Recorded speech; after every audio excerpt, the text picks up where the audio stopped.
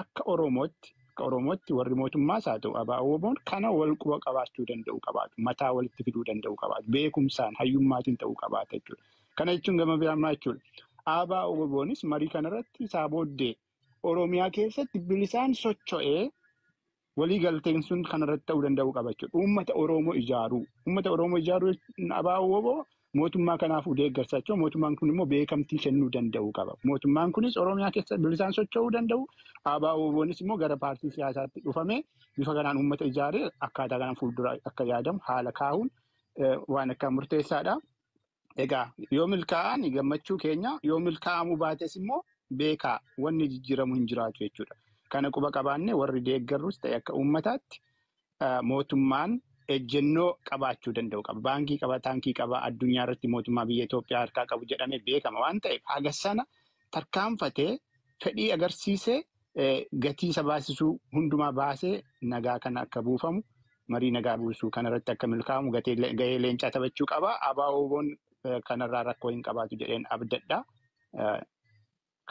Kan hafe marsaa itti aanu ittiin deebi'ee galatooma. Fayyaa ta'e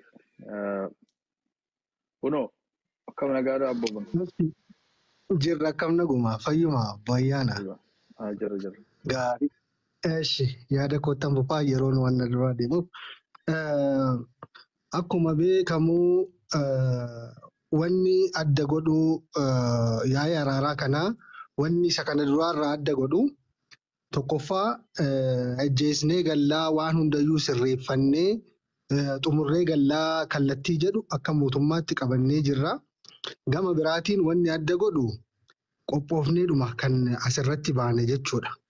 Ijoollee durataa WBO wajjinis gama biraatiin jaarsolii jiru. Taanzaaniyaatti geggeeffama har'a eegalee ofiishaalii jechuudha. Jaarsi gidduu keenya jira. Jaarsi jiru immoo Igaadiidha. Kan Jibuutii jechuudha. Igaadiitu nu marii geggeessisaa jira. Gama biraatiin waraana irraallee jeneraalonni lama jiru. Kan hirmaatan jechuudha sirriitti. Bifa kanaan geggeeffamaa jira. Gadi fageenyaan irratti dubbanna. Irratti dubbatamee goolabnee waan hundayyuu sirreessinee araaramnee finnee karagaluutti jirra. Gama biraatiin kallattii sanaan qophoofnee jirra. Gama biraatiin maaliif barbaachisee isa jedhu irratti akka mootummaatti wal ammayyeessuun barbaachisaadha. Hawaasni keenya rakkina keessa jira.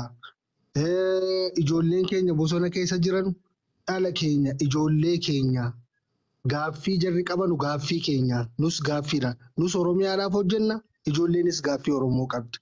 Kun kallattiidhaan kan nuti irratti waliin kallattii tokko qabaanne jechuudha. Gama biraatiin akka mootummaatti jechuudha. Ijoolleen gama biraatiin ijoolleen bosona jirtu kun baatee ijaarsa Oromiyaa keessatti shoora guddaa taphachuu qabaatu kan jedhu jechuudha. Afayyaa caffeedhaan kan sirriitti irratti walii galle. Ijoolleen kun hirmaachuu qabaatu. Oromiyaa ijaaruu keessatti kan jedhu. Isa ji'a lama booda eegallu jechuudha. Gama biraatiin ijoolleen keenya warri bosona jiran ijoollee humna qabanudha. Humna hedduutu jiraachi. Ijoollee dandeettii qabanu jiru. Misooma ijoollee hojjechuu danda'anu jiru. Ijoolleen biyya hoogganuu danda'anu jiru. Ijoolleen hawaasa hoogganuu danda'anu jiru. Kallattii jedhu qaban. Humna biyya jijjiiruu danda'utu bosona keessa jira. Dhufan waliin hojjenna. Waliin biyya jijjiirraa. Kallattii jedhu sirriitti qabannee kaana jechuudha. Dura jechuudha. Akka caffeetti isinitti hima waan jiru jechuudha. Gama biraatiin inni guddaan tireetii nu qabnu immoo yoo ijoollee kana wajjin waliigalleellee yeroo gallu jiru ijaarsa adda addaa jiru. Ijaarsi ijaaramanii jiran jiru. Jara immoo bifa kamiin hiiknaa? Tuuzaa teeksteenti deemnee jirra jechuudha. Isa immoo akkamitti hiikuu dandeenya? Warra ijoolleen irraallee ijaarsa beektu sun ijaarsa jiru jechuudha. Abbaan torbees jira, shaneenis jira. Ijoollee kana wajjin bifa kamiin dubbanna? Hunda wajjin dura kan dursuu qabaatu ijoollee waraana adda baasaa Oromiyaa kana wajjin bilisa baasaa Oromiyaa wajjin dubbachuu qabaanna.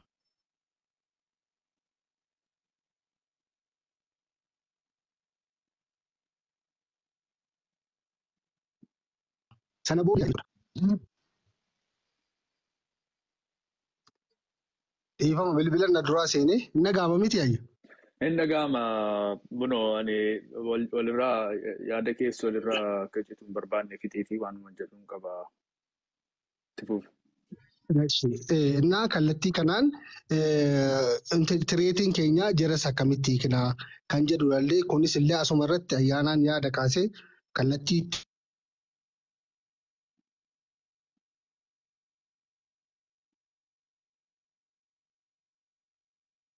jeeqaa jira. Ijoollee sanaa wajjin illee haasofnee bifa ittiin waliigaluu dandeenyu jechuudha. Waboo wajjin dubbannee waliigaluu dandeenya kallattii amma jiruun. Waan hedduu to the very limited wanni itti gadi dhufnee jira jechuudha. Sirriitti jechuudha. Gadi buunee ijoollee dhaggeeffachuuf qophoofnee jira. Garuu jara kaanis jira. Hidhati biraas immoo jira kan hidhatee jiru. Jaras immoo bifa kamii sirreessinaa, bifa kamii waliigallaasa jedhu irratti kallattii ittaanu hojjenna jennee qophoofnee jirra.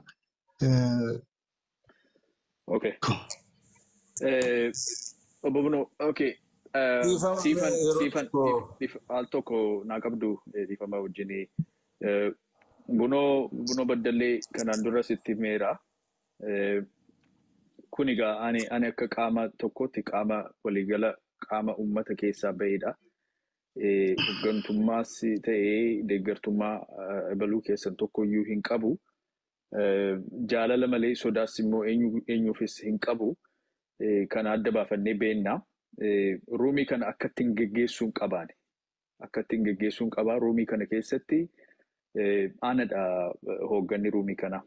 Abbaan ruumii kana aanadha waan ta'eef gaafan daayirekshinii namaa laadhu ani baay'ee nama kabajuudha. Baay'ee nama tasgabbiidhaan nama dhaggeeffatudha. Nama na arrabsuyyuu suuteedhee callisee nama dhaggeeffatudha. So kanaan dura sitti himeera. Gaafa qaama waliin mari'achaa jirtu namoota waboo deeggaran waboo jedhanii isaan of waamu taanaan ati waboo jettee waamtaanii maqaan isaanii ijoollee miti, maqaan isaanii shanee miti. Shaneedhaan of hin waaman taanaan maqaa abbaan ofitti waamneen nama waamuun sirrii miti. Innis akka sirreessituuf gaafa dubbadhee fixuu So tokkoffaa isadha. Gaafa rifargoon si qofaadhaaf otoo hin ta'in namoonni biraanis ijoollee shanee kana jechuun hin danda'amu. Namni wal arrabsuun kuni amma namni gaallaa gaafa nuun jedhani maaliif nutti hin tolu? Translationiin isaa hamaa ta'ee miti. Nu ofiin akkasitti waamnu Oromoo jennee of waamna Oromoo jedhina waamiin jedha. Namni waboo jedhee of waamu ati akka biraatti rifariin gootu ati si qofaa otoo hin ta'in namni biraanis gaafa mana kana keessatti mari'annu PP'dhaan dhufee Prosperity Party'dha jedhee of waama taana Prosperity Party jedhee waamiin maan biraa jettee hin waamtuun. Waboodha jedhee of waama taanaan abaa waboo jedhee of waama taanaan abaa waboo jedhee waamiin maqaa ofitti moggaase maqaa ofisaatiin respectfully haasofna. Akkas haasofuun jalqaba dubbiiti. Kanarraa kaanee gama sana deemna waan ta'eef waboon waboo jedhamee waamamaa shaneen jedhamu ijoolleen jedhinaa akkasitti marii keenya keessatti danqaa nutti ta'a waan ta'eef adaraa keessan kun immoo guddina agarsiisa. Guddinni keenya suutuma akkasitti wal qaraa deemna. Sibiilatu sibiila qaraa wal qaraa jirra waan ta'eef adaraa keessan kanaaf xinnoo akka yaada keenya. Lammaffaa obbo Bunoodhaan massi mana kana keessatti maayikii kee qabee rakkinni jiru gaaffii gaafachuuf miti obbo Buno. Mana kana keessatti ani deeggartoota saba keessaa ba'anii qondaala ta'uu danda'u, abbaa barbaade ta'uu danda'u, hoggana ta'uu danda'u, dabballee ta'uu danda'u, hojii qabaachuu danda'u. Asirra gaafa dhuftanii jettanii isin akka deeggartuu dhuftu. Akka nama qaama kana deeggaru yaada siyaasaa kanaan deeggara. Yaada siyaasaa Prosperity Party yookiin yaada siyaasaa Abaa yookiin Waboon deeggara jedhee as dhufa namni malee ani ibsa mootummaarraa gaafa barbaadu mootummaa gaafadhee nama ibsa kennuu danda'u naalaachuu ni danda'u. Namoota mootummaa keessaa akkam beekni yaadinaa malee maal taatan. Asirratti dhufee an akka cloutii qabaachuu fi nama akkan beeknetti kan haasa'u nama wallaalee miti. Namoota mootummaa keessaa connection barbaade nama yaada naalaatu as naalaadhaa yoo jedhe mootummaan nama naa erguun ni danda'a. Afaan barbaade nama dubbachuu danda'u jechuudha. Because beekna maal akka gochuu dandeenyu maal akka hojjechuu dandeenyu of jajuu irratti miti kan hojjechaa jiru. So caffee hooggantee miti as kan jirtu asii ati akka deeggartuu jirta akka deeggartuu haasa'uu hin dandeessu ani caffee ta'ee malee dubbachuu hin danda'u gaafa jettu immoo chaanalii sanaan caffee gaafannee caffeen si ergeennaan dhufta waan ta'eef as keessatti gaafa mari'annu kanas kanaan dura kaaseerraa akka hooggana tokkoo haasa'uu hin dandeessan hooggana ABO taatanii hooggana WBO taatanii hooggana PP taatanii dubbachuu barbaachisaadha taanaan foormaalii isin waamnee foormaalii dhuftanii as gaafa haasoftan akkas haasoftu lamaan kana qabxii ciccimaa kana naa qabadhaa. Amma kan dubbattan keessaa wantoota tokko fudhee hin jira. Wanta gaarii kaastanii jirtu. Wantoonni isin kaastan keessaa tokkoffaa by the way all together hundumtuu keessan of course torban sadan kanaaf as dhuftanii na wajjin mari'achuun keessanis walitti haasa'uun keessan kun kan agarsiisu nagaadhaaf hawwii qabdanii fi uummanni keessan yaada siyaasaa yaadota gaaffiilee qabdu malee uummanni keessan du'aaf ajjeefamuu kana keessaa akka ba'uuf ammam akka barbaaddaniif akka hawwii qabdan wanta agarsiisu duriyyuu beekaa amma immoo optimist taatanii positive taatanii amma tokko gaaffii qabdanii shakkii qabdan sodaa qabdanis dhiyeessitaniitu garuu for the most part hundumtuu keessan positive taatanii wanti kun fiixaan akka ba'u duuba akka dhaabbattan agarsiistaniitu that's 100% anis bakka dhaabbadhuudha waan ta'eef baay'ee natti toleera kana jechuu keessan hundumtuu keessan. Bunoonis amma maal jedhee ture kutatee jira mootummaan jedhee akkasitti dubbatee mootummaan akka kutatee kana bira dhaabbachuu barbaadu dubbii kana ajjeesnee gara nagaatti gara waliin hojjechuu gara siyaasa fooyyessuu deemuu kan jedhu baay'ee kan barbaadamudha. Keenis gaaffiiwwan tokko wantoota sodaachisaa jiran mariidha immoo araara waan jedhamu keessa hin gallu kuni mariitu godhamaa jira jedhee mariidha dhugaadha.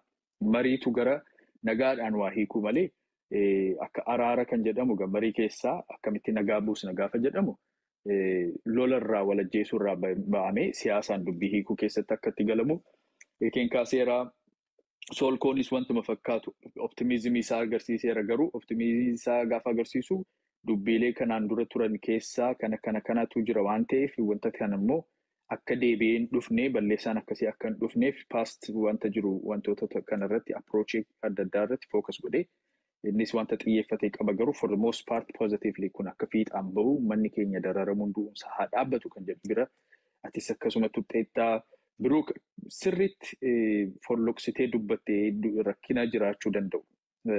Qaama lamatu jira. Qaamotiin lamaan kuni lamaanuu walirra daldala dhiigaa daldala du'a namarraa bu'aa buufatantu jira. Mootummaa keessattis gaara keessattis maqaa WBOtiin maqaa ABOtiin warra jiran maqaa mootummaatiinis ta'anii achi keessatti privately incorporate godhanii jeequmsa keessaa tasgabbiin dhabamuu keessaa bu'aa warri buufatanii eeggachuu fi kana qulqulleessuu kan jedhu si qofaa otoo hin ta'in by the way nama baay'eetu kaase kana. It's a repeated topic waan ta'eef isarratti deebina amma waliigalteen keenya at least wanti beekamu maa inni nagaadhaan fiixaan bahuu marii baay'ee hundumtuu keenya waan hawwinu waan bira dhaabbannudha jechuudha.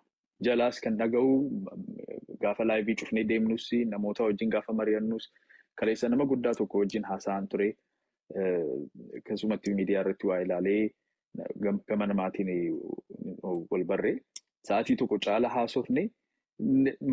This is exactly trajectory namoonni kan barbaadan jechuudha. Namoonni hooggana guddaadha. Hooggantoonnis kana barbaadu. Ilaalaa loluu otoo danda'anii meeshaas warri qabanii warri taankis qaban warri riphee lolaas qabatanii jedhanii kana keessaa baanee uummata keenya rakkina kana keessaa akkamitti baasna isa jedhu irratti hundumtuu fedhii isaa qaba. Asirrattis fedhiin isaa jira. Amma danqaa wanta nuti ta'uu danda'u isin kanas baastanii dubbattan tokko jira. Namoota miidiyaa irrattis argaa jirra. Gaafa mariin godhamuuf jedhamu arraba isaanii warri dheeressan jiru. Warri kun marii mootummaa fi WBO gidduu godhamu miti. Mariin gidduu godhamu iyyuu ammam rakkinni akka jiru miidiyaa kanarratti ni argitu. Namoonni tokko gaggabu gaafa mariin godhameera jedhamu baay'ee majibbanii kana baluun kanadhaa baluun sanadhaa kuni nagaa miti kana gochuu fi nu kaamsuu fi maal jedhanii warri iyyan jiru. Tokko sodaama bareeguun akkuma I think Raajiitu jedhee namni bofa argee hin baaragaa jedha. Kan ganama waa argee wantuma xinnootiin baaragee immoo akkas godhaa. So sodaa kana keessa kan jiru understand ni gona. Amma tokko ni fudhanna garuu namoonni tokko immoo ill intended kan ta'an. Rakkinni akka itti fuufu, walloluun akka itti fuufu, konfliktiin akka itti fuufu warri barbaadan jiru. Garaama isaanii keessa tokko bu'aayyuu hin qabu kan isin dhibu. Dhiibamuuma wayii qaba. Rakkinuma kana warri hawwan jiru. Konflikt interestii warri qaban miidiyaa irrattis jiru. Lafarraa garuu kana keessaa wanta shallagamu warra argatan jiru waan ta'eef I think solkoodha fakkaate wanta sirrii kan kaase maal jedhee gaafa qaamni lamaan kuni mariidhaan waa hiikuu keessa galanii wanti luuccee gaafa jiraatu qaamonni kun ofii isaanii busha'anii badaa deemu uummata burjaajjeessuu fi afaan faajjii kana keessatti gashuu humna dhabu. Humna dhabsiisuun kun akka dhufuu fi mariin kun hiikamuun mariin kun fiixaan ga'uunsaa baay'ee barbaachisaa waan ta'eef kanatu fura dubbicha kan jedhudha. Nummoo maal egaa amma wanta lamadha. Tokko maal eegna? An akka tokkotti indikeeshiniin isin ilaadha akka tooppikees gootanii itti fufuu dandeessu. Akka nama tokkotti an maalan eega amma marii kana keessa. Marii Taanzaaniyaa kana keessatti isa Zanzibar ture irraa wanta ani hin argine, wanta arguu barbaadu amma maalinni tokko iftoominadha.